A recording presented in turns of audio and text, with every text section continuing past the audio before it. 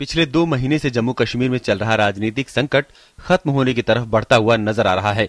सरकार बनने के लिए हो रही बातचीत आखिरी दौर में पहुंच चुकी है। सरकार बनाने के फार्मूले को लेकर दोनों दलों में लंबी चर्चा हुई, जिसके बाद दोनों दलों में न्यूनतम साझा कार्यक्रम तय हुए। दोनों के बीच लगभग 12 मुद्दों पर सहमति बनी है। इन मुद्दों पर सहमति बनने के बाद जम्मू कश्मीर में अगले सप्ताह तक सरकार गठन की प्रक्रिया पूरी हो सकती है। सूत्रों से मिल रही जानकारी के मुताबिक बीजेपी के समर्थन से मुफ्ती मोहम्मद सईद सीएम बनेंगे। बीजेपी पीडीपी की बातचीत अंतिम दौर में है और दोनों ही दलों ने राज्य में जल्द नई सरकार बनने की उम्मीद जताई है। We want a permanent peace in Jammu and Kashmir and whatever it needs to be done.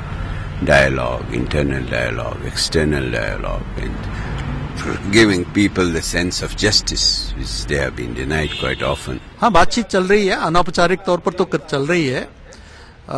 जिस प्रकार के विषय हैं, जिस प्रकार की सिचुएशन, उसको देखते हुए समय भी थोड़ा बहुत लग रहा है, लेकिन हमें आशा है कि जल्दी कोई न कोई रास्ता निकलेगा।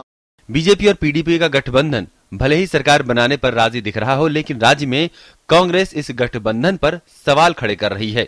मुझे लगता है कि बीजेपी के पास कोई चॉइस नहीं है, क्योंकि जो दिल्ली में हुआ उसके बाद अब जम्मू कश्मीर में उनको, पूरे जम्मू कश्मीर के लोगों को ये पता है कि अगर बीजेपी इस बार हुकूमत में ना आए तो शायद कभी और ना आए, क्योंकि इससे ज्यादा उनकी परफॉर्मेंस इंप्रूव नहीं हो सकती। पीडीपी और बीजेपी के बीच सरकार बनाने के लिए कई दौर पर बातचीत हुई, लेकिन हर बार बात बीच में अटक जाती रही। गौरतलब है कि 87 सदस्यीय जम्मू कश्मीर विधानसभा चुनाव के परिणाम 23 दिसंबर को आ गए थे और खंडित जनादेश में पीडीपी को 28 और बीजेपी को 25 सीटें मिली हैं। इसके अलावा नेशनल कॉन्फ्रेंस को 15 और कांग्रेस को 12 सीट प्राप्त हुई है।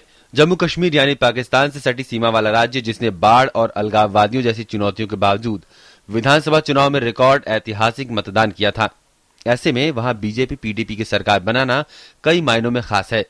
जम्मू कश्मीर के इतिहास में पहली बार वहां बीजेपी राज्य में गठबंधन सरकार बनाने की तरफ बढ़ रही है, जिसे न केवल इस प्रदेश बल्कि पूरे देश में बीजेपी के लिए राजनीतिक रूप से अहम घटना के रूप में देखा जा सकता है। राजनीतिक असमंजस खत्म होने के बाद जब घाटी को अपनी सरकार मिलेगी तो निश्चित तौर पर यह काफी अहम माने जाने वाले राज्य के लिए एक नई उम्मीद पैदा करने वाला होगा।